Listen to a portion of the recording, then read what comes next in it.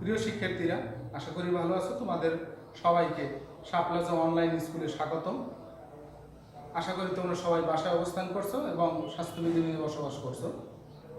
তোমাদের লেখাপড়া স্থবির হয়ে পড়েছে করোনা মহামারীর প্রাদুর্ভাবে। তোমাদের লেখাপড়া চালিয়ে নিতে আমাদের আজকের এই ক্ষুদ্র আয়োজন।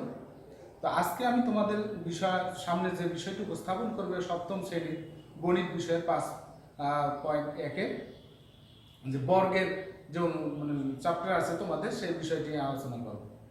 বর্গ চ্যাপ্টার। আসলে প্রথমে সবাইকে স্বাগত। এরপর যে সপ্তম শ্রেণীর অধ্যায় 5 অনুশীলনী 5.1 আমার পরিচয় দিয়ে নিচ্ছি।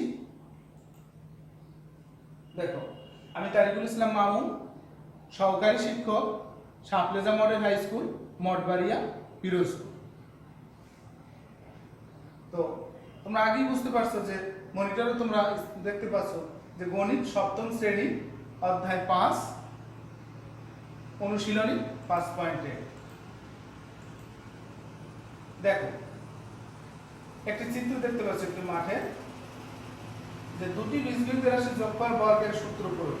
দুটি বীজগণিত রাশি যোগফলের বর্গের সূত্র ও প্রয়োগ। শিখন বল, দুটি বীজগণিত রাশির যোগফলের বর্গের সূত্র বর্ণনা করতে পারবে। আমি আবার বলি, 1 নম্বর, দুটি বীজগণিতীয় রাশির যোগফলের বর্গের সূত্রের বর্ণনা করতে পারবে। 2, দুটি বীজগণিতীয় রাশির যোগফলের বর্গের সূত্র প্রয়োগ করতে পারবে। একটি ভিডিও দেখি।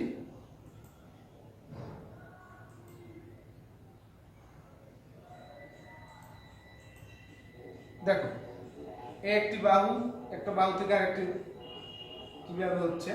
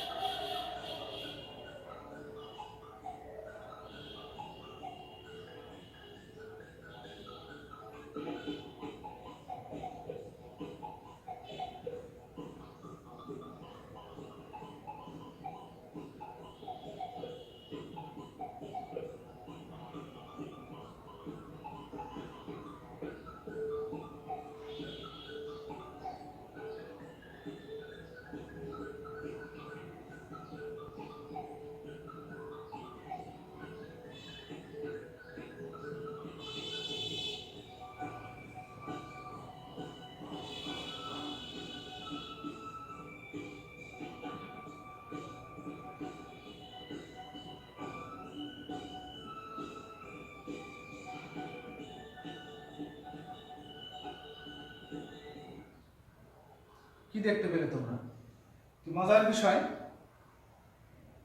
যে প্রথমে আমরা একটি কাঠি দিয়া কিভাবে বর্গের, তোমরা আসলে বর্গক্ষেত্রটি তোমরা বলতে পারবে যে বর্গক্ষেত্র কিন্তু একটি চতুর্ভুজ, যে চতুর্ভুজের 4টি বাহুই সমান, তাকে আমরা বর্গক্ষেত্রে বলি। এই বর্গক্ষেত্রটি একটি আগে তোমরা যেটা দেখলে যে a স্কয়ার, তারপর আছে ab, তারপর আছে b square.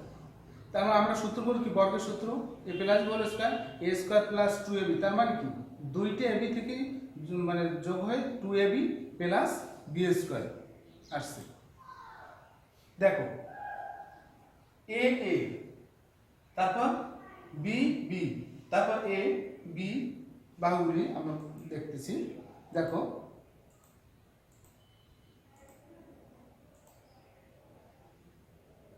a plus b,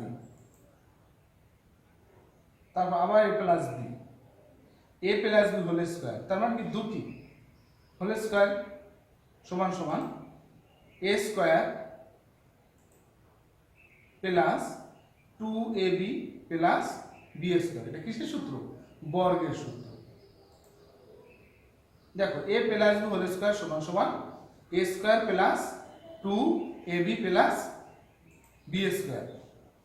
এখন এখানে a plus B whole square, তার মানে x plus Y whole square সমান কি হতে পারে বলতে পারবে? যে x এর জায়গায় যে থাকবে বা এর জায়গায় যে থাকবে সেটা ধরবো কি a, তাহলে এটা কি হতে পারে? আর y এর জায়গায় যেটা থাকবে সে b এর জায়গায় যেটা থাকবে সেটা কি b, তাহলে x square plus 2xy plus y square. একটা মজার বিষয় একটু তোমাদেরকে শেয়ার করি, আমরা কার্টুন দেখি, তোমরাও দেখো, যে আমরা যদি Tom plus Jerry whole square, সূত্রটা কি হতে পারে? টম হইল a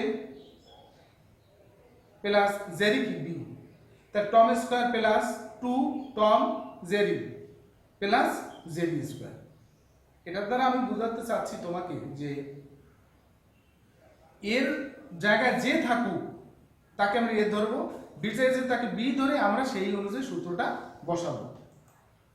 দেখো আমি যেটা একটু বললাম 2x প্লাস y স্কয়ার, তাহলে পি কিউ হতে পারে কি যে P square plus 2pq plus Q square.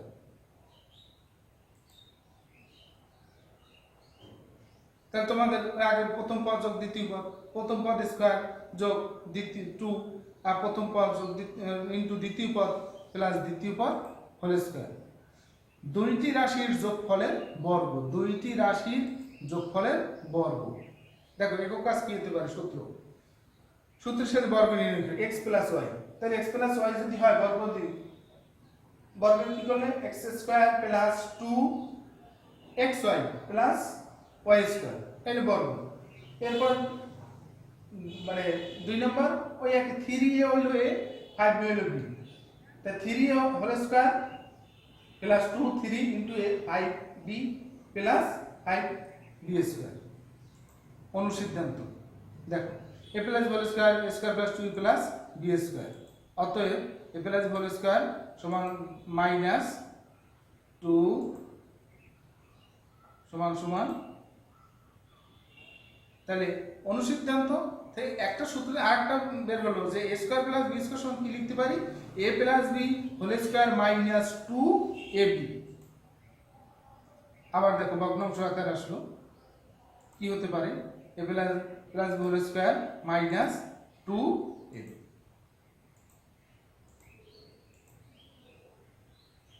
তাহলে 4a স্কয়ার দুইটি রাশি বীজগণিত রাশি 2a plus 5b into 3a 6 এর রাশি যোগ করো। প্রথম রাশির মান নির্ণয় করে দেখাও যে প্রথম রাশি দ্বিতীয় রাশি এত। মূল্যায়ন এটি সমান কত হতে পারে? m প্লাস n প্লাস কত হতে পারে? আমরা বর্গ যদি লিখি m square plus 2mn plus n square, এটা এরকম 2x টা হলো a আর y টা হলো b, এই হিসাব ধরে আমরা সূত্রে বসাইলি আমাদের কাঙ্ক্ষিত ফলাফল পেয়ে যাব। তাহলে a সমান সমান 2b সমান 1 হলে 4a স্কয়ার সমান সমান 8ab প্লাস 4b স্কয়ার মান কত? তোমরা এটা সূত্রে নিয়ে বের করলে আমি আবার a সমান সমান এত এত হলে নিচে কোনটি মান 2, তোমার উত্তর দেখাই দিল। আচ্ছা বাড়ির কাজ, সূত্রের সাহায্যে বর্গ নির্ণয় করো। তোমরা যদি বর্গের সূত্র পারো অবশ্যই এর অঙ্কগুলি পারো। যে এখানে রাশির বর্গ নির্ণয় করো ax প্লাস b, আমি একটা মুখে বলি যে ax প্লাস by, যে a প্লাস ax টা হলো a by টা হলো b, ax whole square plus 2ax into by plus by whole square. ধন্যবাদ সকলকে, ধন্যবাদ।